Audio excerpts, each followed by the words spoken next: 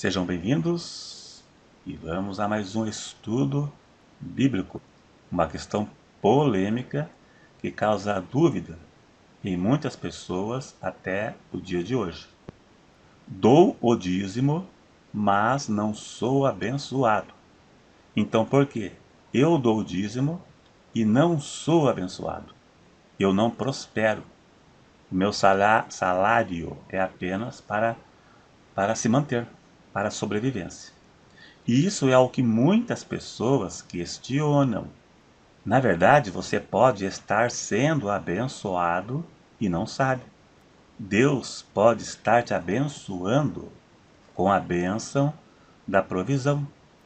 A promessa de que você, se você dar o dízimo, você vai prosperar, isso é uma promessa feita por muitos com a intenção de tomar seu dinheiro.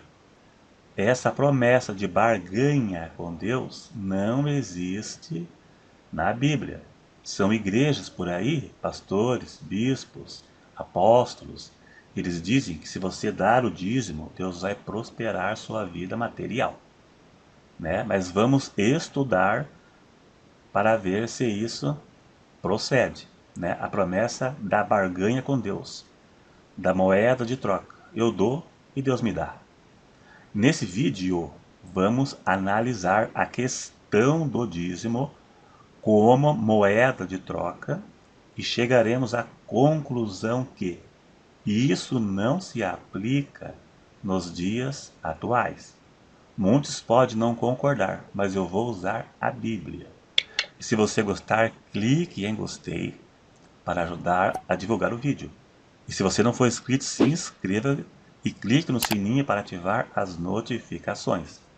Muitas pessoas, como consequência da crise financeira, não conseguem mais dar o dízimo. Eu conheço pessoas assim e talvez até você esteja nessa situação.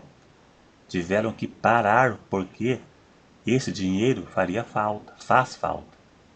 Por exemplo, um pai de família que tem 2 filhos ganha 2.000 por mês. Tirar R$ 200 por mês, ele está tirando da boca dos filhos. Vai faltar alguma coisa na casa. E isso causa desespero na liderança de muitas igrejas. No tempo da pandemia, que as igrejas estavam fechadas, eu vi na internet áudio de pastores mandando levar a ceia na casa dos idosos para pegar o dízimo deles e recolher o dízimo, porque a esperança deles eram os idosos. Uma grande parte dos idosos não tem conta mais para pagar, não tem carro financiado. Eu vou provar agora na Bíblia que o texto mais usado para pedir dízimo, que é o de Malaquias 3, não se aplica a hoje. Talvez você ajude na obra de Deus e acha que não é abençoado porque não enriquece, porque não prospera, porque foi assim que te ensinaram, então você fica até abatido, porque você se baseou nas falsas promessas feitas por alguns pastores. Mas na verdade você pode estar sim sendo abençoado com a promessa da provisão. A provisão é uma promessa para todos os salvos. Às vezes, Deus não dá o que você quer, mas o que você precisa: comida, roupa, pagar as contas. Veja que na oração do Pai Nosso diz que seja feita a sua vontade. Coisa que não for da vontade de Deus e não é uma promessa para você, Ele não fará. Se for uma promessa, um dia Ele fará. Veja em Mateus 6, verso 30 até o 33, é muito importante que você leia todo o capítulo 6, se ainda não conhece. Aqui fala da provisão de Deus, que Deus vai te vestir e dar comida para você comer. Se Deus assim veste a erva do campo, que hoje existe e amanhã é lançada no forno, não vos vestirá a vós? Não andeis, pois, inquietos, dizendo: que comeremos, ou que beberemos, e com que nos vestiremos? De certo, vosso Pai Celestial bem sabe que é necessário, que necessitais de todas essas coisas, viu? Deus vai prover sua comida e sua roupa e pagar suas contas. Agora veja o principal: mas buscai primeiro o reino de Deus e a sua justiça, e todas essas coisas que eu li vos serão acrescentadas. Vai na igreja cultuar a Deus, e Deus vai prover para você. A promessa de Malaquias capítulo 3 foi feita somente para Israel, que tinha deixado de dar o dízimo. Todos que dessem seriam abençoados com boas colheitas e ficando livre das pragas dos gafanhotos. Hoje quem prospera diz que foi por causa que ele dá o dízimo. Mas tem muitos que não prosperam dando dízimo e inclusive tiveram que parar, né? Então nesse caso Deus escolhe quem vai abençoar. É estranho. Aqui seria todos que dessem o dízimo ficariam livres da praga dos gafanhotos. Vamos analisar pelo menos 3 versículos, o 9, o 10 e o 11. Veja na tela e analise junto comigo. Com maldição sois amaldiçoados. Por que me roubais a mim? Vós toda a nação. O livro de Malaquias foi escrito para o povo de Israel e para os sacerdotes, e não para nós, igreja. Existem alguns princípios que podem ser aplicáveis, né? Mas foi escrito para Israel e os sacerdotes. Veja que diz toda a nação. Veja que está no singular e não no plural. A nação, uma nação só. Quem é o Brasil? Não. Os Estados Unidos? Também não. Quem é? Israel. Se refere a Israel somente e não a nós. O verso 10. Trazei todos os dízimos à casa do tesouro. Era um compartimento que ficava no templo de Jerusalém, para que haja mantimento na minha casa, e depois fazei prova de mim, diz o Senhor. Se eu não vos abrir as janelas do céu, e não derramar sobre vós uma bênção tal, Deus disse para fazer prova dele. Fazei prova de mim. Como? Dando o dízimo.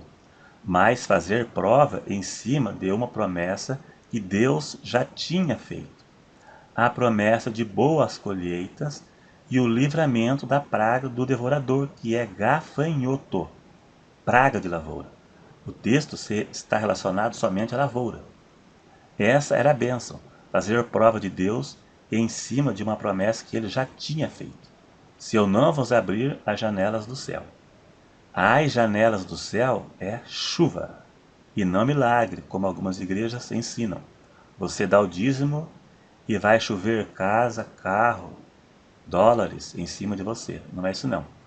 Quando Noé entrou na arca, as janelas do céu se abriram. Gênesis 7, verso 11.